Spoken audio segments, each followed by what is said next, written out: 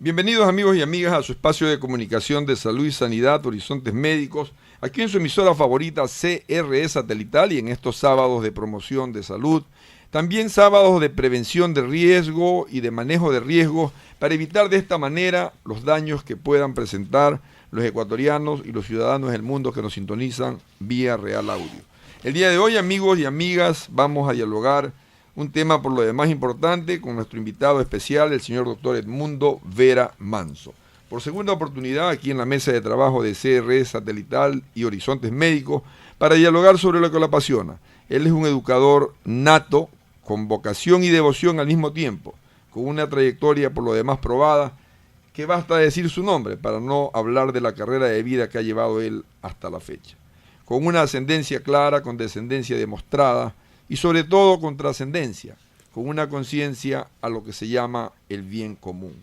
Doctor Edmundo Vera Manso, tenga usted la más cordial de las bienvenidas aquí a este programa de los sábados de promoción de salud, Horizontes Médicos, y agradecemos por haber sacado tiempo y estar aquí con nosotros para, con ese mensaje sentido y con una palabra clara, poder llegar a aquellos que en algún lugar del Ecuador y del mundo están interesados en un mensaje totalmente a favor de todos. Bienvenido, doctor Edmundo Vera Manso. Sí, le agradezco mucho la oportunidad. Yo digo siempre que cuando se quiere se puede. Cuando uno tiene la intención, cuando algo está comprometido, siempre hay tiempo. Y estamos aquí en este tema y las veces que nos inviten. Y cuando nace el ser humano, producto para unos, fruto para otros, y ojalá que fuese fruto para todos, fruto de ese amor entra en este mundo que ya viene recorriendo algunos años. Y lo más curioso, entra en una relación de dependencia. Se dice que dentro del claustro materno, dentro del útero de la madre, se vive en un Edén. Ojalá que así fuese para la mayoría de los seres humanos, pero de serlo así, luego de nacer nos toca entrar en una dependencia con seres humanos o con humanos que ya tienen una edad de recorrido, que no asumen la función real que les toca asumir en ocasiones o que asumiéndola pueden entenderla a media. Y ahí nace el niño con una gran responsabilidad de parte de quien lo traen para cumplir dos situaciones importantísimas. La primera, protegerlo, y la segunda, cuidarlo. Y derivado de esa protección y ese cuidado, nosotros como pediatras y como profesores, pedagogos, también entendemos que de ahí deriva lo que se llama la bien entendida crianza y la bien entendida educación. La educación entonces es un trabajo del hogar, doctor Edmundo Vera Manso, o es un trabajo escolar. Fundamentalmente es del hogar. En cualquier latitud es así, y lo ha sido. Y es curioso, ¿no?, que puede haber pueblos todavía por allá, por los Himalayas o lugares alejados, que no han ido a la escuela, ¿no? Y posiblemente estén mejor formados que los que han asistido a los sistemas educativos. Y dentro del concepto de lo natural, más allá de lo civilizado, está el concepto de aquella mamá, madre en principio, y de aquel papá, padre por lo biológico, que llevan la bandera de hacer de que su hijo libere su potencial hasta el límite individual de su capacidad. Le hacen la cobertura de protección, como dije hace un momento, pero al mismo tiempo de comprensión y admiración. Y le hacen el cortejo de la crianza, tratar de que él saque lo que trae. Porque ¿qué no trae el niño? Sería más fácil preguntar, lo trae completo. Y posteriormente de que él utilice lo que saca. Y bajo esa dirección está la palabra educación, cuyas raíces, como usted bien lo entiende, viene de educere, que es sacar. Sacar lo que se tiene para de esa manera, en los 6 primeros años de vida, poder tener identidad de quién soy. Para posteriormente tener una identidad de con quién voy a vivir, que es la identidad social, y en lo posterior o en lo sucesivo y simultáneo, tener la identidad ecológica o planetaria. Esos 3 puntos de referencia, podemos llamarles ejes transversales, se dan desde lo natural, sin un sílabus, sin un currículum, sin contenidos académicos altos, sin que aquella madre o aquel padre que asumen la condición de mamá y papá tengan que que pasar notas al fin del trimestre o tenga que pedir lección al día siguiente. Tanto que en estos primeros años el niño aprende a hablar su lengua natural, madre, cosa que no ocurre después que entra en la famosa escuela o academicismo. ¿Cómo se dan estos procesos de identidad más que de identificación, de valía, dentro del proceso educacional bien mirado y bien intencionado?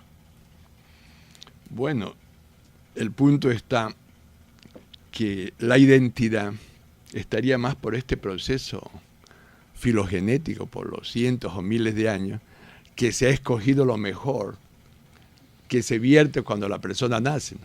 De ahí esa potencialidad mayor de lo que se recibe al nacer, que el tema de la identificación.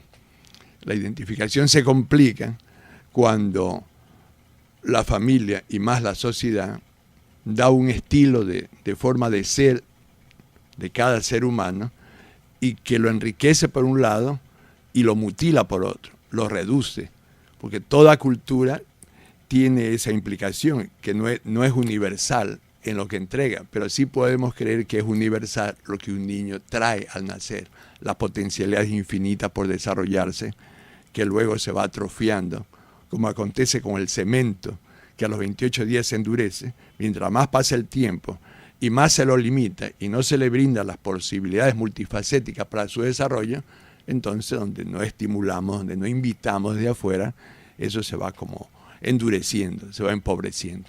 Y el niño entra en el mundo para muchos con déficit, como que hay que darle, cuando realmente él nos puede dar. Y ese niño que es intuitivo, ese niño que tiene la posibilidad de ser empático, de ponerse en el lugar del otro y hasta compasivo, también es altruista por naturaleza. Tal vez se lo considere en esta primera instancia a este ser humano con identidad de niño como incompleto, y ahí entra el proceso de pronto de que yo soy por tu propio bien lo que debo de hacer, lo que necesitas tú, independiente de lo que él siente como requerimiento. Lamentablemente se da ese conflicto, ¿no?, entre las potencialidades de ese ser como niño particular y universal y con las limitaciones que proporcionan las culturas. Hay culturas que atrofian unos elementos, incluso se pensaba que los niños tenían que amarrarlos para que no se deformen los pies o determinadas conductas.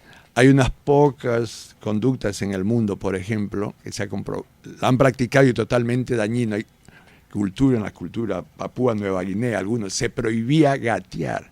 Y luego se comprobó que las afecciones que tenían como adultos es porque se les impidió, se les prohibió que pasaran por esta etapa de su desarrollo. En todo caso, vemos que la concepción de las culturas son limitantes. Fortalecen unos componentes y empobrecen otros. Esta potencialidad se va limitando, lo que podría ser capaz de todo.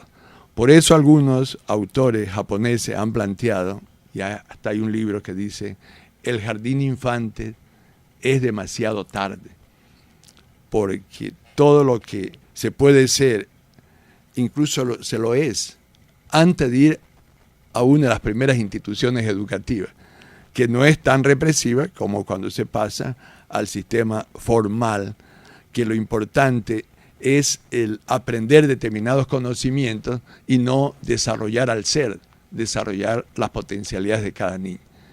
De ahí este gran pedagogo, no muy conocido, pero extraordinario, que fue Henry Ballon, él decía, los niños viven su vida, el problema de los adultos es comprenderlo.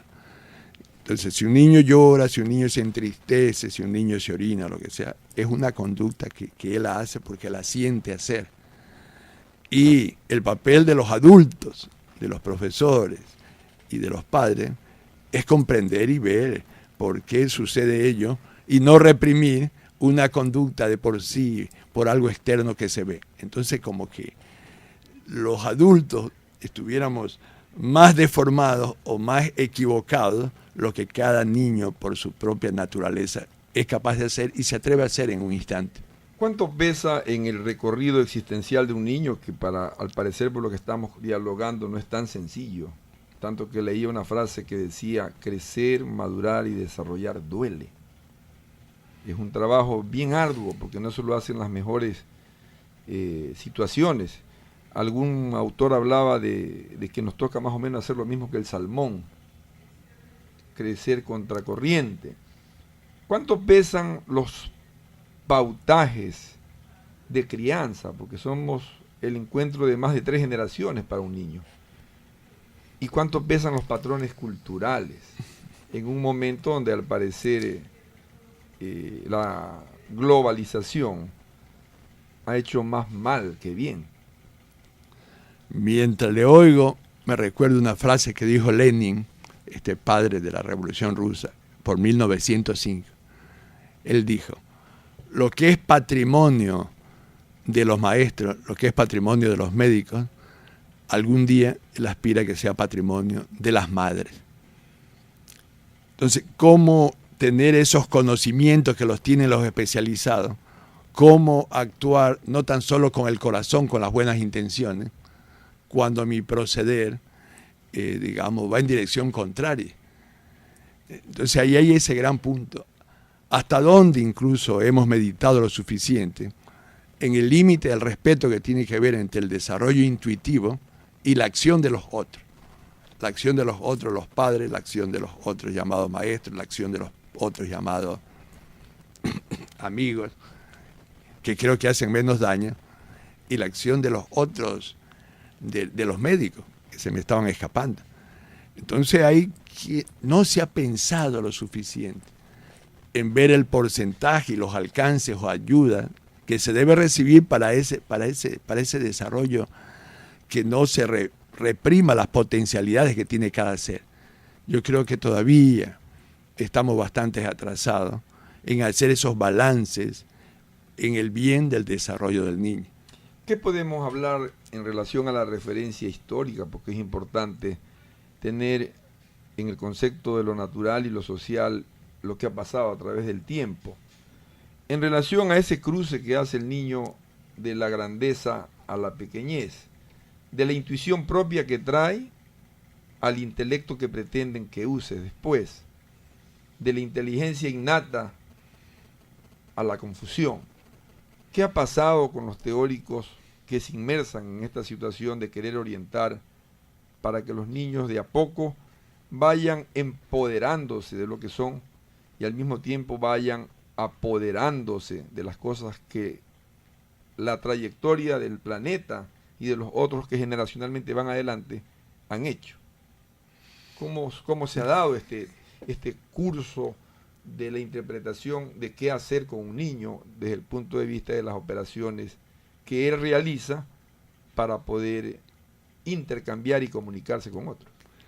Recién, por 1900, con Montessori, médica italiana, que aportó muchísimo al desarrollo de la educación, y por eso todavía las escuelas más avanzadas del mundo, algunos toman el nombre de ella, y lo que se dio, la escuela activa, comienza el siglo XX, es un reciente despertar del conocimiento del niño, lo que se debía hacer, que lamentablemente todavía no se cumple.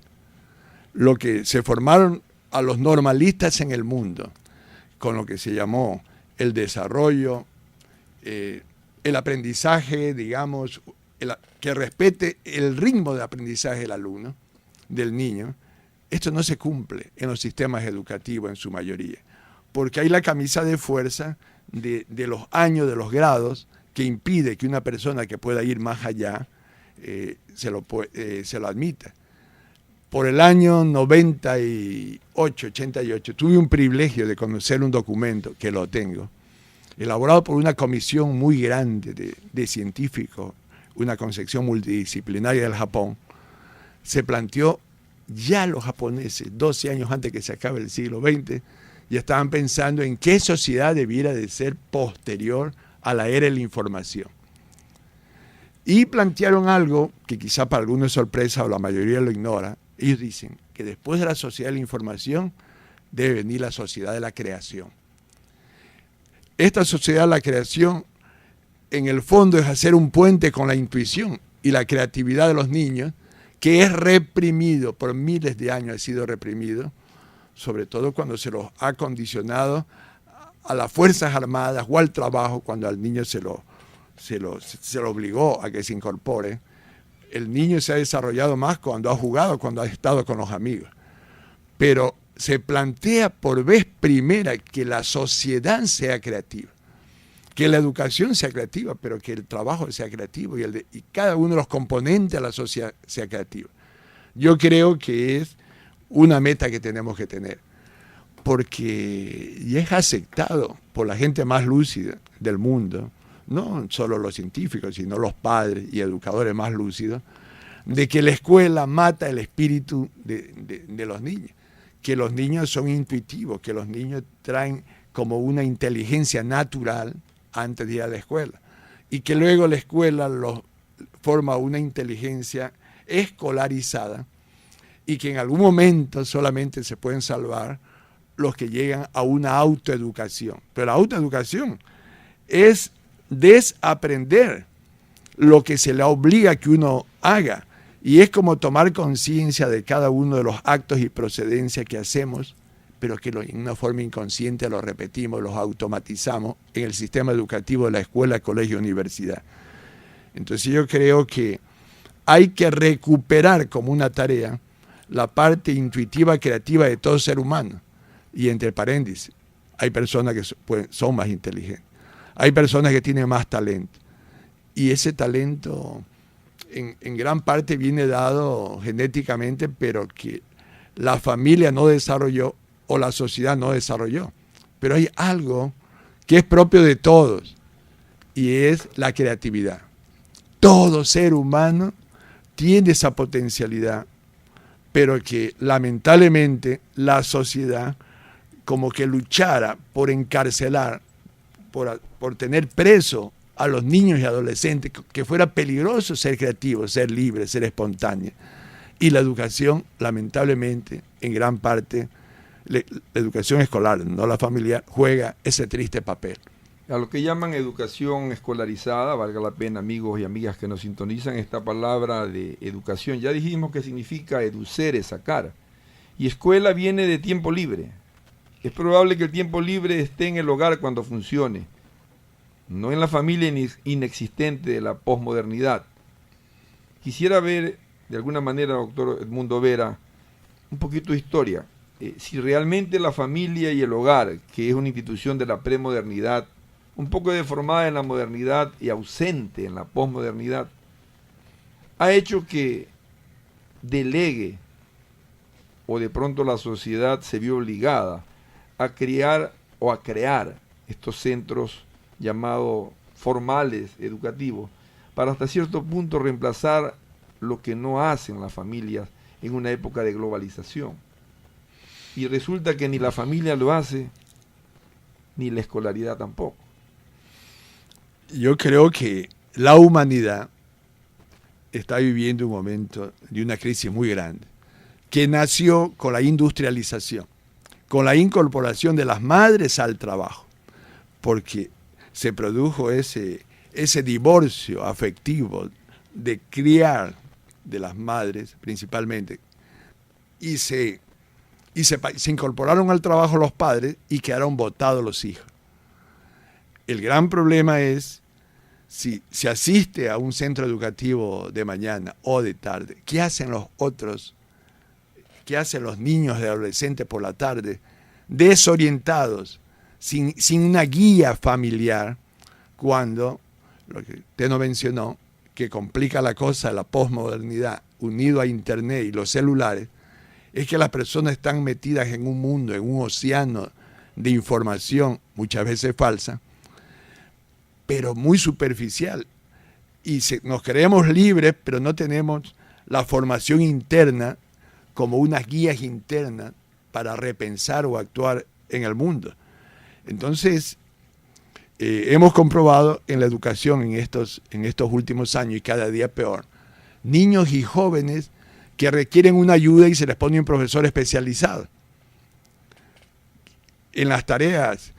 Pero ¿con quién hace las tareas en la casa? ¿Quién le ayuda en la casa? ¿Quién le hace que por lo menos lo controle, que esté estudiando?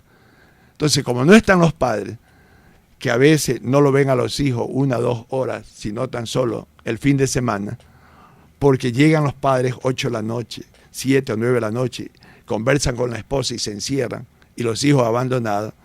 ¿Quién de esa pauta? ¿Dónde está la crianza familiar que ha destruido esta posmodernidad de un niño y adolescente que se cree el rey del mundo, que tiene el celular, que tiene la televisión, y así no tuviera nada de eso, está solo? Ahí vamos a ver, amigos y amigas, en el próximo bloque, de qué manera el antropocentrismo, ¿qué significa esto? El considerarse el centro del universo del ser humano ha sido o un obstáculo, o vamos a ver si un beneficio a favor de la educación, a favor de la instrucción, a favor del entendimiento, del conocimiento y de los conocimientos. Continúen con nosotros, que estamos en compañía del señor doctor Edmundo Vera Manso, con quien estamos dialogando sobre un tema que interesa a todos. El tratar de no confundir educación con instrucción y el saber que si la familia se recupera, ahí está la base de la funcionalidad para tratar de tener identidad y algo que dijo muy importante, entrar en el mundo de la poesía, de la creatividad, de la recreación y también en el concepto de procreación con una descendencia por lo demás importante. Continúen con nosotros, ya regresamos después del siguiente corte comercial.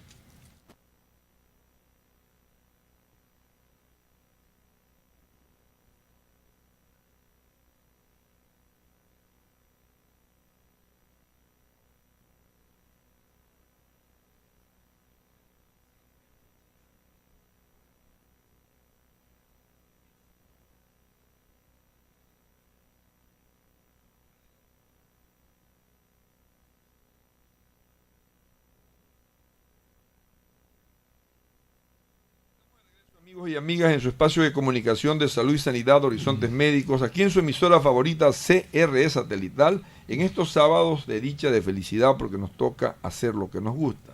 Y sabemos que ustedes están allá del otro lado del receptor, tratando de coger un mensaje que también les es útil, hablando sobre crianza, hablando sobre cuidado, hablando sobre educación y protección, tratando de no confundir términos, yéndonos un poco en la historia, y defendiendo lo más valioso que tenemos como especie, que es el niño, sin desmerecer las otras. Somos 6 reinos sobre este planeta. Tenemos el reino mineral y 5 reinos. El reino de los vegetales, el reino de los hongos, el reino de las móneras, el reino de los hongos y el reino animal. Considerarnos el centro de nuestro planeta creo que ha sido un desacierto, desde mi punto de vista. Le pregunto al doctor Edmundo Vera Manso, ¿benéfico o dañino el considerar al ser humano el centro del universo? Bueno, en este momento se ve que es totalmente destructivo y que si seguimos pensando así, no hay porvenir. No creo que pasemos el siglo XXI. Porque el asunto, algunos le atribuyen que hasta incluso en la Biblia viene a la raíz de esta concepción, cuando se plantea que Dios creó al hombre para dominar la naturaleza, hacer la propia naturaleza. El gran error está considerar a la naturaleza como un objeto, y se hablan hasta de recursos naturales. Son recursos como objetos en el cual podemos disponer, y con una concepción que Adam Smith se equivocó hace 200 y pico de años, cuando creía que los recursos eran infinitos. Entonces podemos destrozar, podemos tomar, derrochar, porque son infinitos y están ahí. La naturaleza está ahí para que el hombre la tome, la destruya, la use como un objeto que luego se elimine en cualquier forma. Entonces ahora, digamos, se cree, bueno, hay una concepción nueva de considerar que todo es vivo, que dependemos del todo, y que si no cuidamos el todo, lo más seguro es que seamos destruidos. Si lo vemos esto en la agricultura, si destruimos la tierra, si envenenamos la tierra, si envenenamos el agua, si envenenamos el aire, eso se revierte en nuestra propia vida. Y ya no hay lugar del planeta para escaparnos. Porque hay una acción negativa en un lugar, esto repercute en su conjunto. Por eso posiblemente el movimiento más importante de los últimos años, y eso va en relación directa a la salvación del planeta, es esa concepción holística, esa concepción ecológica, esa concepción viva que la naturaleza, incluso algunos grandes pensadores, piensan que el planeta es un ser vivo, no es como un ser vivo, es un ser vivo que transpira, que lo orgánico está unido a lo inorgánico y todo le da una vida al planeta, que se expresa a veces mal, ¿no?, con los terremotos, con todas estas acciones, pero es de un ser vivo, no es de una cosa, un objeto que nos castiga. Entonces tenemos que cambiar esa forma de ver la vida o nos destruimos, porque no es que está somos el centro del universo como antes se pensó, y peor que somos el centro del planeta, sino que lo más seguro es que si hay una destrucción, los primeros en destruirnos seremos los seres humanos y sobrevivir. Otros van a sobrevivir, otros seres vivos en el planeta, menos el ser humano. Así puede pasar a ser si seguimos con esta concepción irracional, esta concepción de la inteligencia estupidizada, de creer que podemos destruir sin recibir las nefastas consecuencias. ¿Cómo sembrar en las nuevas generaciones, en el hecho más que en el dicho, lo que Edgar Morin propone como conciencia ecológica? Y la UNICEF dice en la retórica que en los primeros 6 años el niño debe de tener un contacto íntimo con la naturaleza y manejar 4 R's. La reparación, es decir, no declarar todo destruido cuando se le puede hacer un arreglo y tener una vida útil más allá de la prevista. El concepto del reciclaje, el concepto de la reutilización de las cosas y la reducción.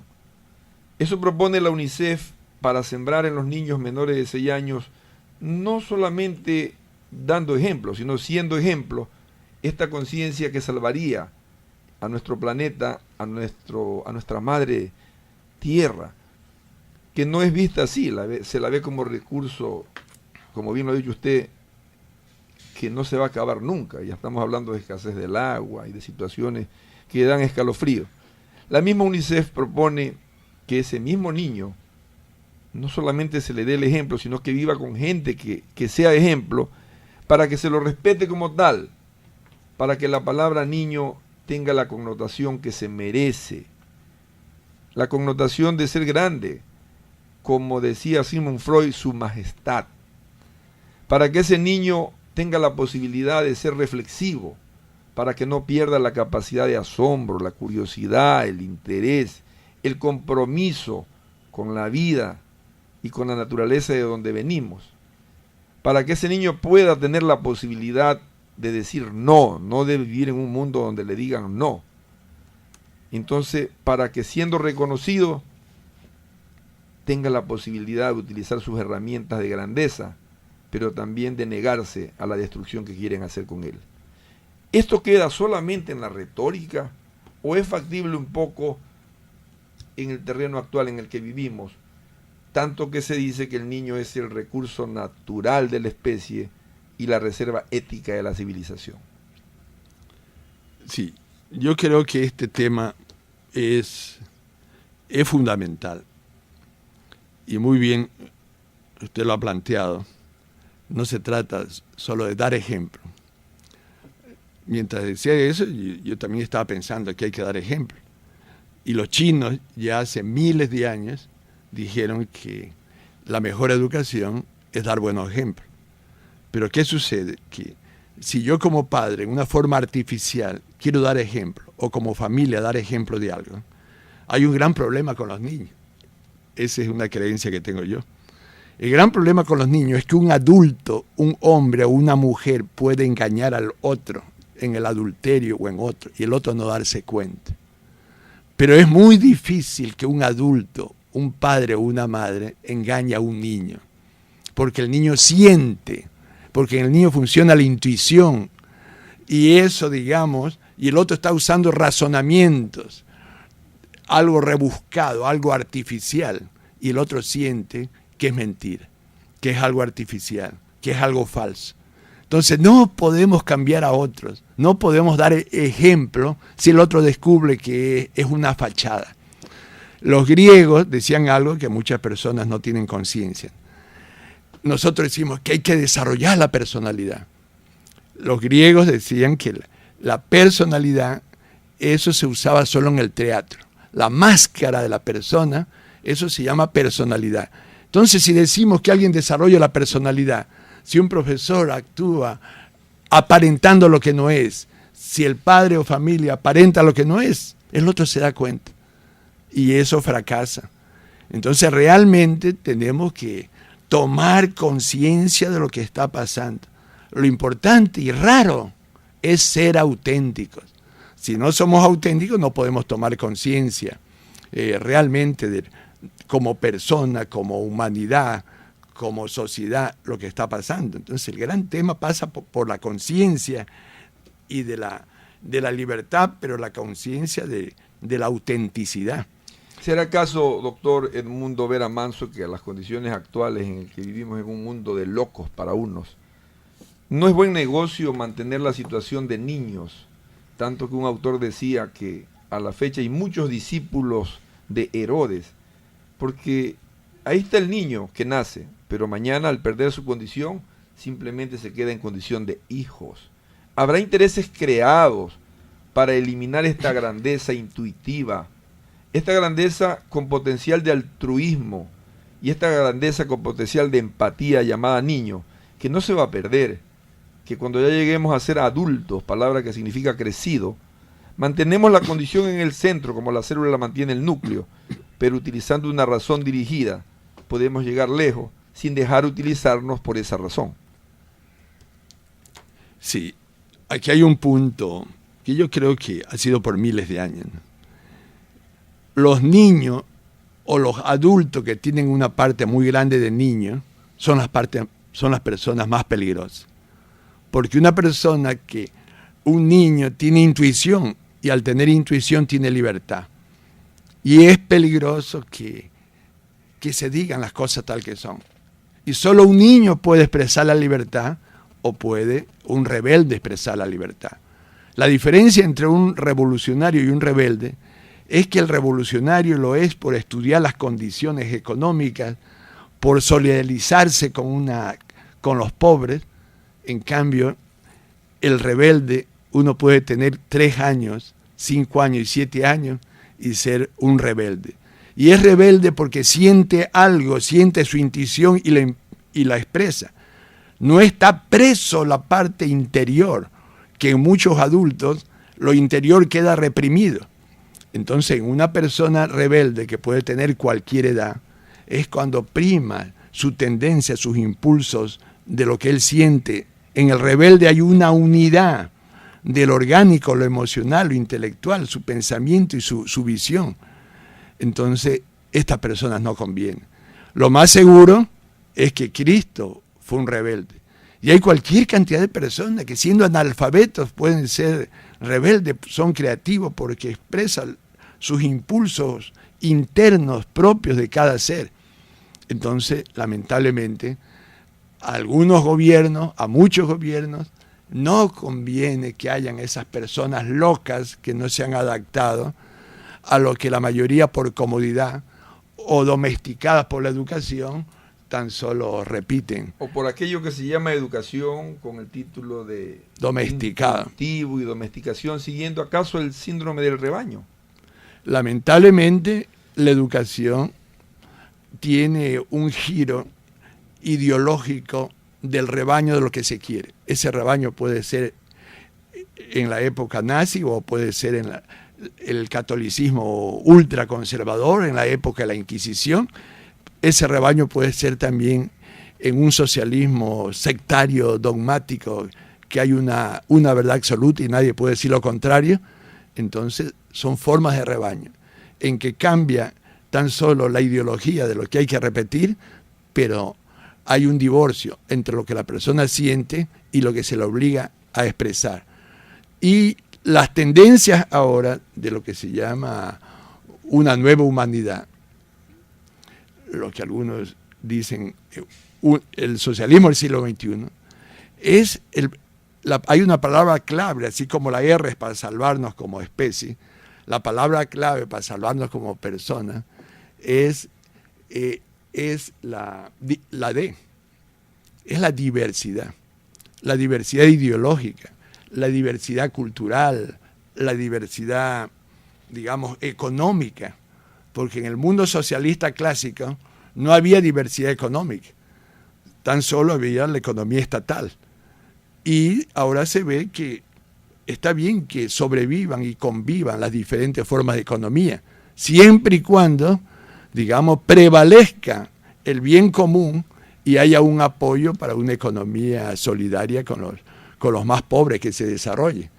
Porque hasta ahora siempre la economía ha estado al servicio de los más poderosos y se ve el debate de ahora de Europa. Recién Europa y Estados Unidos de hace 3 años se está discutiendo que la gente más rica pague impuestos, porque allá eso es natural, incluso dentro de la ideología de algunos partidos es impensable, porque se cree que el más rico tiene chance de invertir más. Esa es la ideología, ¿no? Por eso no le cobremos impuestos, cuando también a veces los más ricos nunca sienten las crisis porque las trasladan a otros. Entonces tenemos nosotros que ver que lamentablemente la salvación humana también está ligada a la política, no a la economía, a la política, porque la política ordena la economía. Las medidas económicas son decisiones antes de medidas políticas que se dice a quién se va a favorecer con tal medida. Definitivamente está escrito textualmente por Edgar Morin cuando dice: no se puede reformar la institución sin antes haber reformado las mentes, pero no se pueden reformar las mentes sin antes haber reformado las instituciones y la política mal entendida, porque si tuviese una buena dirección, otro fuese el destino de este mundo. ¿Cuánto daño ha hecho a la fecha y a través de la historia de doctor Edmundo Vera Manso el haber monetarizado las relaciones sociales de los seres humanos? 1.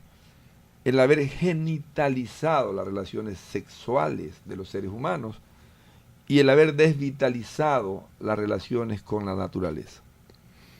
Bueno, todas estas son deformaciones en que cualquier dimensión humana, que no es más que una dimensión, en el momento que la hacemos absoluta, se produce una hipertrofia por un lado y una atrofia por el otro. Si solo a lo genital o solo a lo económico o solo lo religioso se convierte como en el todo, a la naturaleza a eso, cualquier precio. Digamos, es una ceguera, diría Morin. Es un pensamiento tuerto que no ve al resto, solo ve el interés parcial, destructivo de eso. Y lo que puede salvar y lo que debe salvar a los seres humanos, o los mejores seres humanos, son los que tienen un desarrollo integral, un desarrollo orgánico, emocional, intelectual, moral, espiritual. E igualmente, si no hay un respeto del todo, se destruye.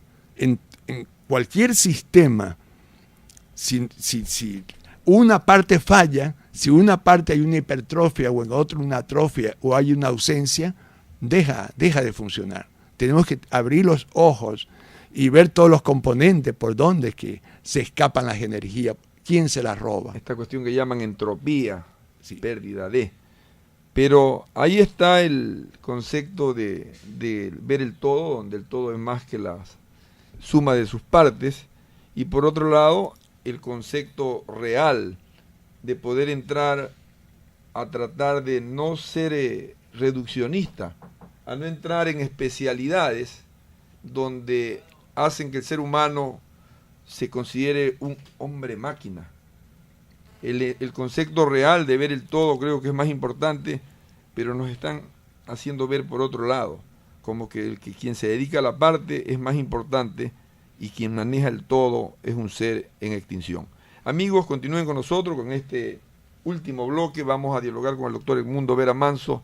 Esa relación de dependencia que se tiene al comienzo de la historia de la educación o instrucción, como debería llamarse, hasta una educación realmente crítica, liberadora, para salir de la sumisión en que nos encontramos. Continúen con nosotros, ya regresamos después del siguiente corte comercial.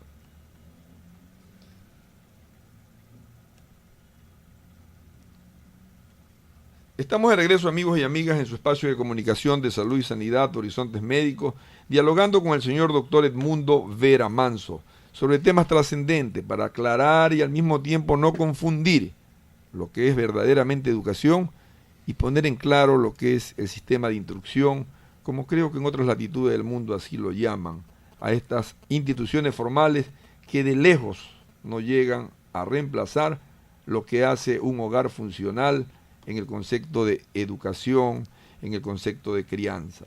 Pero a través de la historia mucho se ha hecho por querer reemplazar a esta institución, a este grupo primario llamado familia, hogar, en peligro de extinción a la fecha. Al comienzo se decía la letra con sangre entra, no específicamente porque había que dar palos, sino porque la interpretación real era que se necesitaba de mucho esfuerzo, de mucho sacrificio para poder entenderse y entender al mundo en el que vivimos. Y de ahí vino lo que el estudiante o alumno, en el real sentido de la palabra, sin luz, tenía que hacer por el otro que lo sabía todo. Ya no había el requerimiento del que realmente tenía la necesidad, sino del otro que las pensaba desde su propia óptica y descontextualizado, es decir, realidades totalmente diferentes, comunicaciones inexistentes, interacción no probable, no hay el trabajo en equipo y adaptaciones a la carta, donde vienen las desadaptaciones como problemas más que como reclamos. Facilito podemos decir, ahí están los jóvenes actuales como consumen drogas, ahí están los jóvenes actuales como tienen relaciones sexuales precoces, ahí están los jóvenes actuales como dañan el planeta, cuando no sabemos que eso es un reclamo o un pedido desplazado al maltrato que estamos haciendo en instrucción. Y doctor Edmundo Vera, al comienzo había la instrucción centrada en el que la necesita, y ya hice la frase de la letra con sangre entra. Posteriormente se giró al concepto de la instrucción centrada en quien la requiere, un poco anárquica, para llegar al momento actual, al parecer, a encontrar el eslabón perdido, donde dice la instrucción basada en el desempeño. No puedo aprender hoy día nada que no me sirva para este momento, como decía Jacobo Rousseau en su libro de Emilio. ¿Cuántos años perdidos? Siempre digo yo, un niño aprende su idioma madre en 6 años en su casa con su mamá, que no es lingüista, pero no aprende uno más en 12 o 18 años más de su vida. Hipoteca su vida a cambio de un papel donde le hacen creer que ahí va a aprender a hacer, que ahí va a aprender a hacer, a estar y a tener, que ahí va a entrar en un mundo de competitividad, pero no de tener competencia. ¿En qué momento estamos, doctor Edmundo Vera, en relación a este proceso que le he dicho? ¿Centrado en el que necesita? ¿Centrado en el que dice que lo sabe todo? ¿O centrado en el desempeño? Bueno, esta parte es profunda, bueno, compleja, y vamos rápidamente en este tiempo a decir algo. Primero comienzo con un viejo maestro que fue rector de la Universidad Central, fue poeta, fue libre gran parte de su vida y luego estudió economía, fue fundador de la Facultad de Economía de la Central sin haber sido economista. Y hay una frase que me impactó de él, que él dijo que nosotros miramos el mundo por el ojo de una aguja y vemos el árbol, pero no vemos el bosque. Ese es el pensamiento especializado. Y hay el pensamiento contrario, el generalista, que ve el todo y no ve la parte. Yo creo que la formación tiene que ir en los dos aspectos. Tenemos que tener una idea del todo, esa es la concepción de una forma, educación integral, pero tiene que prevalecer y explotar las potencialidades en una aptitud o talento que tenemos más desarrollado, que podemos aportar más hacia sí mismo y los demás. O sea, en ese plano creo que debiera ir.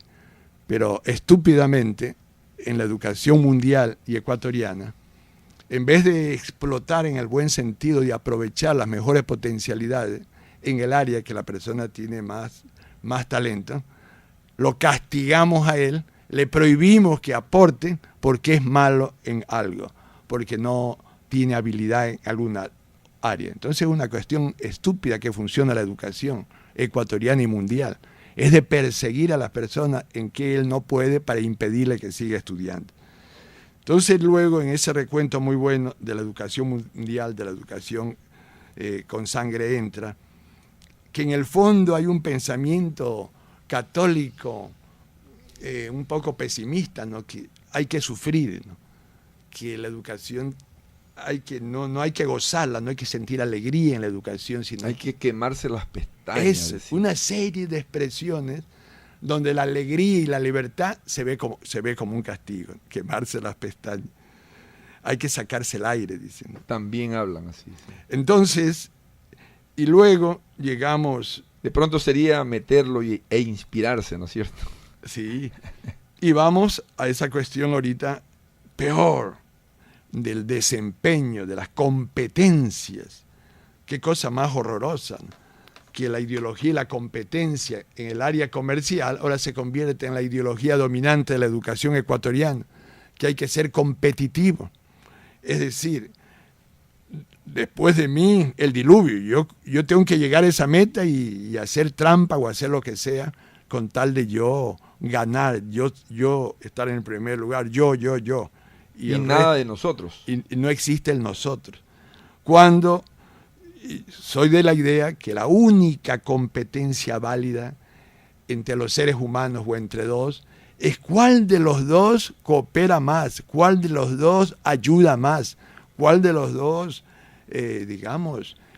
si importa el nosotros más que el yo. Porque uno de los cánceres de la humanidad, como lo ven las religiones y concepciones milenarias orientales, es que el ego en nuestra civilización occidental, el yo predomina sobre el nosotros. Entonces necesitamos ese cambio muy grande que se está comenzando a dar por la catástrofe ecológica, por la catástrofe destructiva. ¿Cambiando a la institución o cambiando el pensamiento en la institución? Las dos cosas, pero tenemos que nacer en cada uno de nosotros. Es un error que la familia, en este caso padre y madre, quieran cambiar el hijo, que cambie el otro si no cambian ellos. No puede cambiar el profesor a los otros si no cambia primero el profesor. O sea, los cambios tienen que hacer de adentro hacia afuera y no hacer que cambie el país. Los cambios socioeconómicos nunca han cambiado la conciencia de los seres humanos. Tiene que ser al revés. Tiene que, en el caso de la India, con Gandhi y otros, fue la convicción interna que produce, y no lo económico o el poder que produce los grandes cambios del pasado y de la humanidad. Entonces ahí tenemos nosotros que ver este asunto. Y dos aclaraciones cortas en el tiempo. Un error es situarnos tan solo y se habla del pensamiento crítico. Ese pensamiento crítico es la culminación del pensamiento que viene desde el Irak con el maniqueísmo, luego con Aristóteles, con el principio del tercero excluido, y va con el pensamiento crítico. El pensamiento crítico sirve para desbrozar, sirve para acabar, para ganar, y los que más lo aplican son los abogados. Pero el pensamiento crítico no sirve para construir, sirve para demoler, para ganarle a otro un debate, una discusión. El pensamiento crítico está bien hasta cierto límite, pero tenemos que ir al pensamiento creativo. Y ahí es cuando la educación se hace liberadora. Porque si no, el pensamiento crítico es como un pocotón de exámenes y radiografías. ¿Y de qué sirve? Si el médico o el ser humano, con esos elementos de juicio, no crea, no pare, no va a ofrecer soluciones. No hay la mayéutica. Y eso no lo hace el pensamiento crítico, sino el pensamiento creativo. Y por eso es que tenemos que unir los dos. No se trata de uno de los dos. Hay personas que son muy creativas, pero no tienen la autocrítica posterior de esa creación. Pero primero tiene que ser la creación. Y es un error de la educación mundial prevalecer el pensamiento crítico, porque el pensamiento crítico castra.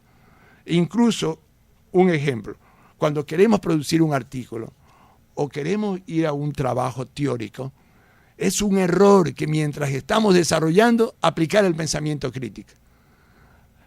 aproveche la oportunidad para expresarlo. Si vamos a parir algo o resolver un problema, primero saquemos el máximo de ideas. Y cuando ya vemos que hemos agotado eso en principio, recién ahí va el pensamiento crítico. Pero si parimos algo, sacamos y enseguida le caemos encima, es como un profesor, y con esto termino, un profesor que pide que hablen los alumnos, pero cuando habla uno le saca la cabeza, al otro le saca el ojo. ¿Y para qué ese alumno va a querer opinar si dice que... ¿Para qué? Mejor me quedo callado. El pensamiento crítico junto a un pensamiento liberador, creativo, tal como lo decía Paulo Freire, y en ese lado vivir una realidad triple, la del individuo donde estoy yo, la de la sociedad donde estamos nosotros, y la de la especie y las otras especies y reinos donde están todos aquellos que coexistimos en un planeta que no es eterno. Considerémonos amigos y amigas como seres humanos perfectibles, sujetos de mejorar cada día, como seres humanos defectibles, pero también como perecederos, razón por la cual tenemos que dejar a nuestros descendientes y considerarlos como nuestro reemplazo generacional. Agradecemos al doctor Edmundo Vera Manso, no sin antes dejarles en sus palabras que concluyen su intervención, que ha sido hasta cierto punto una protesta, que la hemos compartido en esta mesa de trabajo, pero quisiera que en 2 palabras me deje la propuesta del pedagogo, la propuesta del ser humano, la propuesta del ecuatoriano. Una invitación a los padres y a los jefes de oficina y a los educadores. El sí tiene que prevalecer sobre el no. Cuando demasiado usamos el no, estamos castrando. No es que esté mal decir no, pero si hay exceso de no, no ayuda al desarrollo.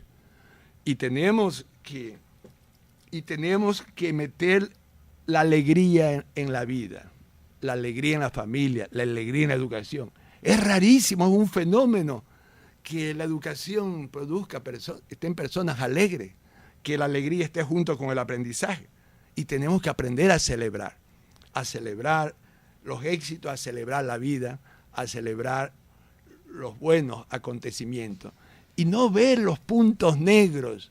Lamentablemente nosotros vemos el punto, lo destructivo sobre el todo. Y por un error chiquito, descalificamos la grandeza y la superior de las cualidades humanas. A ver la educación no como una tortura, peor como una locura, sino como un momento de hermosura, teniendo como seres humanos la doble capacidad que ponen los únicos límites que tenemos, la pertinencia y la autocrítica. Amigos, agradecemos su sintonía y al mismo tiempo agradecemos la gentil colaboración del abogado Carlos Benítez, nuestro querido promotor de salud y al mismo tiempo productor del programa Horizontes Médicos, junto a Johnny Vinuesa, Agustín Chávez, Medina y todos aquellos que hacen CRE en esta intención de promover salud, porque aquí sabemos que la medicina, la salud, la educación, no solamente es cuestión de médicos y profesores.